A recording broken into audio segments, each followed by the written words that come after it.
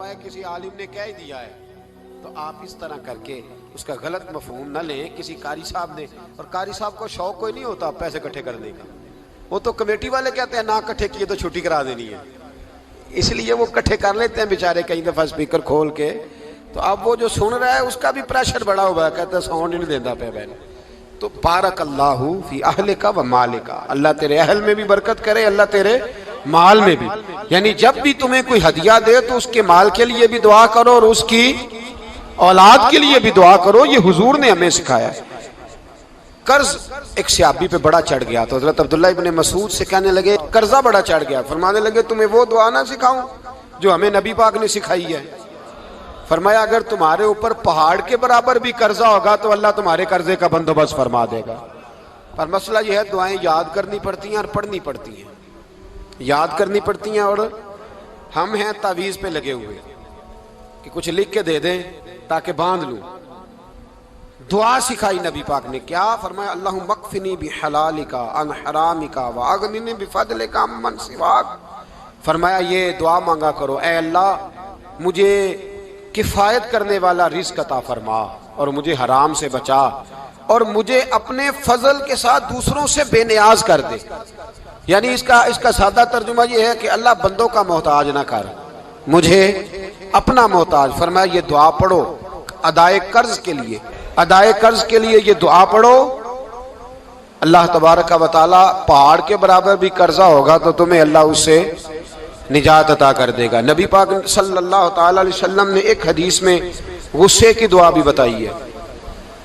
ویسے میرے خیال میں لوگوں کو غصہ نہیں آتا, آج کل غصہ نہیں آتا, لوگوں میں تکبر آ گیا ہے. اپنے سے چھوٹے پہ غصہ آتا ہے, اپنے سے تگڑے پہ کیوں نہیں آتا. جس آدمی نے گلی پہ خیرات مانگنے والے پہ غصہ کیا وہ ایس ایچ او صاحب پہ کیوں نہیں کرتا. غصہ تو غصہ ہے نا, سب پہ ہونا چاہیے, لیکن بڑا سمجھدار غصہ ہے. غریب آدمی کو دیکھ کے غصہ آتا ہے, امیر آتا ہے تو غصہ نکل جاتا ہے. تو میں تو کہتا ہوں لوگوں کو غصہ, اگر تجھے غصہ آتا ہے تو مار دیوار کے ساتھ ٹکر تیرے غصے کی سمجھ آئے. یہ کس قسم کا غصہ ہے جو غریب پہ ہی ہاتھ اٹھا رہا ہے. تو خدا را خیال فرما, غریبوں کے حق میں بڑا غصہ, مجبوروں کے حق میں بڑا غصہ, ماتحتوں پر. اور اگر چودھری صاحب آ جائیں تو پھر بہانہ بنا لیتے, کہتے غصہ تو میں نے بڑا آیا سی, پھر میں کیا میرے گھر آیا ہے, پھر بہانہ بنا لیا. ایسے نہیں کرو. نبی پاک صلی اللہ علیہ وسلم نے دعا سکھائی بخاری میں, فرمایا جب غصہ آئے تو پڑھا کرو اعوذ باللہ من الشیطان. آتی ہے نا دعا ماشاءاللہ, اعوذ باللہ من الشیطان. جب غصہ آئے تو یہ والی دعا پڑھ لیا کرو. نبی پاک علیہ السلام نے ارشاد فرمایا کہ جب تمہارے بھائی کو چھینک آئے نا تو چھینک آنے والے کو کہنا چاہیے الحمدللہ. چھینک آئے اس نے کیا کہنا ہے, یاد ہو جائے گا, کیا کہنا ہے الحمدللہ. اور جو سنے اس نے کہنا یرحمک اللہ. کیا کہنا ہے یرحمک اللہ, اللہ تجھ پہ رحم کرے. یہ پڑھنا ہے اس نے. حضرت عبداللہ بن مبارک رحمۃ اللہ تعالی علیہ نا دریا کے کنارے کھڑے تھے,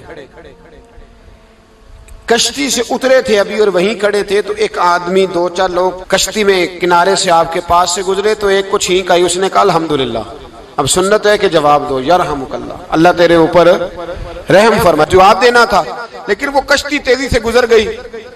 حضرت عبداللہ بن مبارک رحمۃ اللہ تعالی علیہ نے ملاح کو بلایا, فرمانے لگے اس کشتی کا پیچھا کرنا ہے. وہ کہنے لگا سواریاں بیٹھیں گی تو جاؤں گا. اس زمانے میں جو پوری کشتی کا ایک سائیڈ کا کرایہ تھا وہ 5 دینار تھا. فرمانے لگے تو نہ اس طرح کر, اسپیشل مجھے لے جا بٹھا کے. کیا لے گا, اس نے کہا 20 دینار لوں گا. فرمایا 20 ہی دوں گا. اس کشتی کا پیچھا کیا اور جس آدمی کو چھینک آئی تھی نا اس سے جا کے یرحمک اللہ کہا. اس نے جواب میں جزاک اللہ کہا. تو آپ فرمانے لگے میرا کام ہو گیا, واپس چل. ملا دنیا دار تھا, وہ سوچنے لگا. پہلے تو اس نے سوچا میرا کیا ہے, 20 دینار تو ان کے گئے ہیں. لیکن جب اترنے لگے نا تو 20 دینار دیے یا 20 درہم دیے. تو وہ کہنے لگا حضرت جی صرف ایک لفظ کہنے کے لیے آپ نے اتنا پیسہ خرچ کر دیا. فرمایا لفظ کہنے کے لیے نہیں, اپنے مصطفیٰ کی سنت ادا کرنے کے لیے, اپنے نبی پاک علیہ السلام کی سنت ادا کرنے کے لیے. یرحمک اللہ, اللہ تیرے اوپر رحمت کرے. کس طرح کا خوبصورت انداز سکھایا ہے. دیکھیے ایک حدیث ترمذی شریف میں نبی پاک صلی اللہ علیہ وسلم نے فرمایا کسی بیمار کو دیکھ کے یا کسی مصیبت میں مبتلا آدمی کو دیکھ کے تم یہ دعا پڑھ لو، تمہیں کبھی وہ مصیبت نہیں آئے گی۔ کیسی خوبصورت دعا ہے۔ کسی مصیبت زدہ کو بیمار کو دیکھ کے پڑھو، تمہیں کبھی وہ مصیبت الحمدللہ الذی عافانی مما ابتلاک بہ وفضلنی علی کثیر ممن خلق تفضیلا۔ اللہ تعالیٰ کا شکر ہے جس نے مجھے اس مصیبت سے عافیت دی اور اس بیچارے کو یا تجھے اللہ نے مبتلا کیا، اور اللہ نے مجھے اپنی بہت ساری مخلوق پہ فضیلت دی ہے، یعنی اللہ نے مجھے بڑا اچھا رکھا ہوا ہے یار، میں تو الحمدللہ بڑا اچھا ہوں، دیکھو بیچارہ۔ یعنی یہ دعا بھی ہے اور اپنے اوپر شکر ادا کرنے کا ایک۔ اعلیٰ حضرت فاضل بریلوی رحمت اللہ تعالیٰ علیہ کو نا گلے کے اندر چھوٹی چھوٹی 2 پھنسیاں نکل آئیں، تو اس زمانے میں طاعون کا مرض پھیلا ہوا تھا۔ ایک بڑے قابل حکیم کو لایا گیا، انہوں نے چیک کر کے کہا آپ کو تو طاعون ہو گیا ہے، فرمانے لگے چل دوڑ جا، مجھے طاعون نہیں۔ اس نے کہا جناب یہ گلے پہ بنا ہوا ہے اور سب کو پتہ ہے آج کل پھیلا ہوا۔ فرمایا سب کو ہو سکتا ہے، مجھے نہیں ہو سکتا۔ کیوں؟ فرمانے لگے ایک بندے کو طاعون ہوا تھا تو میں نے اسے دیکھ کے وہ دعا پڑھ لی تھی جو نبی پاک نے بتائی ہے، لہذا حضور کا فرمان ہے تو مجھے ہر بیماری آ سکتی ہے پر یہ بیماری آ سکتی۔ وہ شخص کہنے لگا جی منہ میں بھی گلٹیاں چلی گئی ہیں، کھول نہیں رہا، کیا ہوگا؟ اعلیٰ حضرت نے کالی مرچ منگوائی، اسے پیس کے زبان کے نیچے رکھا تو ساری بیماری دور ہو گئی۔ فرمانے لگے بلاؤ نہ ذرا اس حکیم کو جو کہتا تھا طاعون ہو گیا ہے، وہ تو صحیح ہوتا ہی نہیں اتنی جلدی۔ فرمایا ہر چیز بدل سکتی ہے پر میرے نبی کا فرمان نہیں بدل سکتا، میرے رسول پاک علیہ السلام کا فرمان نہیں بدل سکتا۔ تو عزیز دوستو، نبی پاک اب بڑی خوبصورت بات آئی، ساری خوبصورت تھی، بڑی پیاری بات آئی۔ دنیا میں سب سے حسین چہرہ اللہ نے اپنے رسول کو عطا فرمایا ہے۔ نبی پاک کا چہرہ بھی حسین ہے، مکھ چند بدر شاہ شانی ہے، متھے چمک دی لاٹ نورانی ہے، کالی زلف تے اکھ مستانی ہے، مخمور اکھی ہے مد بھری۔ پیارا چہرہ ہے حضور کا، جتنا چہرہ پیارا تھا اتنے ہی حضور کے اخلاق بھی بڑے پیارے تھے۔ لیکن میرے نبی پاک علیہ السلام جب آئینہ دیکھتے، کیا دیکھتے؟ حضور جب آئینہ دیکھتے، ہمارے نوجوان بھی سارا دن آئینے کے آگے کھڑے رہتے، کبھی بال اس طرح کے بناتے ہیں کبھی اس طرح کے، تو میرا کئی دفعہ دل کرتا ہے کہ میں ان سے کہوں کہ تو آئینے کو کہہ رہا ہے جھوٹ بول، پر وہ کیسے بولے؟ تو کہہ رہا ہے آئینے کو کہ تو کہہ سب سے پیارا تو ہی لگ رہا ہے، پر وہ کیسے بولے؟ اس نے تو سچ بتانا ہے۔ ان کو آئینہ جو دکھایا تو برا مان گئے۔ تو میرے عزیز یاد رکھیے گا، نبی پاک صلی اللہ علیہ وسلم بھی آئینہ دیکھتے۔ آئینہ دیکھنا حضور کی سنت ہے، کوئی سنت سمجھ کے آئینہ دیکھے گا تو ایک دفعہ دیکھنے پر 100 شہیدوں کا ثواب ملے گا۔ لیکن نبی پاک صلی اللہ علیہ وسلم آئینہ دیکھتے کیا کہتے؟ اللہم انت حسنت خلقی فحسن خلوقی۔ یا اللہ، یہ دیکھیں حضور نے ہمیں سکھایا ہے، یا اللہ جس طرح تو نے میری صورت اچھی بنائی ہے میری سیرت بھی اچھی بنا دے۔ یہ ہمیں سکھانے کے لیے دعا، یا اللہ جس طرح صورت اچھی بنائی ہے، جس طرح تو کہتا ہے نا اس دفعہ اس وقت دیکھ لو کپڑوں پہ کوئی داغ نہیں، تو دعا کیا کر باطن کے بھی اللہ داغ دور فرما دے، یہ والا سارا معاملہ بھی ٹھیک ہو جائے۔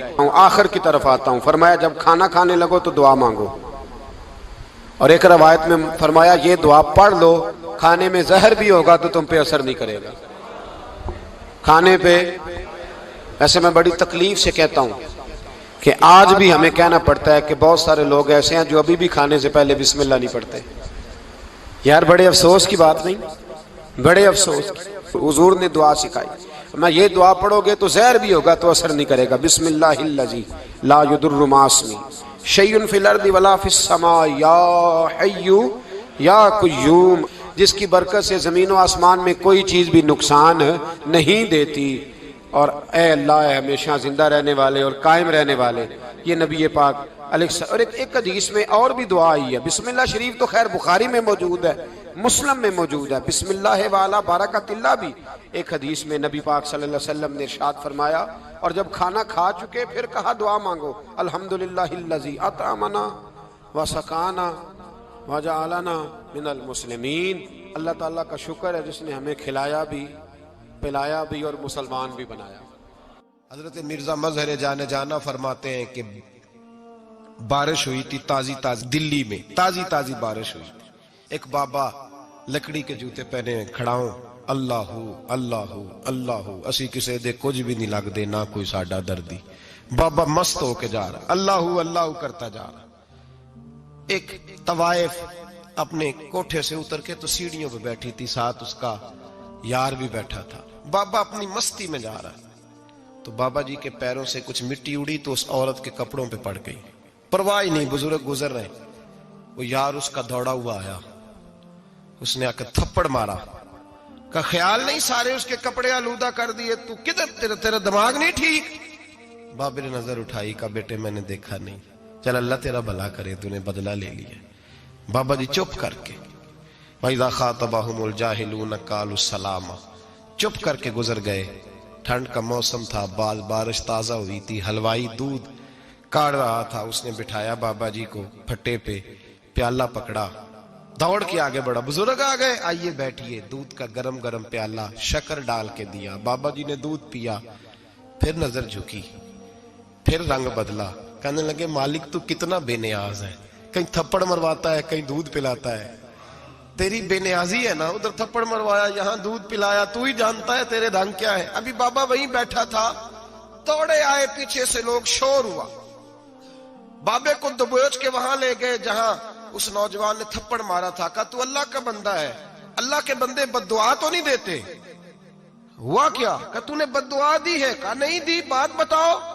कहने लगे उसने तुझे थप्पड़ मारा, छत पे चढ़ा है, पैर फिसला है, गर्दन के बल गिरा, मनका टूट गया, मर गया, तूने बद्दुआ दी है। बाबा जी कहने लगे यार मैंने तो दूसरा लफ्ज भी नहीं कहा, भला हो कह के गुजरा हूं, मैंने नहीं बद्दुआ दी। कहा तूने दी है तभी तो मर गया। कहा नहीं दी। कहा बाबा तू बुजुर्ग आदमी है, सच बोल। तो बाबा जी कहने लगे सच सुनो। फिर मैं आ रहा था, मेरे पैरों से मिट्टी उड़ी, इसके यार के कपड़ों पे पड़ी, इसे बुरा लगा, इसने मुझे मारा। जब इसने मुझे मारा तो मैं कोई लवारस तो नहीं था, जब इसने मुझे मारा तो मैं कोई लवारस तो नहीं था। मुझे दुश्मनों न छेड़ो, मेरा है कोई जहां में, मैं अभी पुकार लूंगा, नहीं दूर है मदीना। इसने मुझे मारा तो मैं कोई लवारस था कि मेरा बदला कोई ना लेता।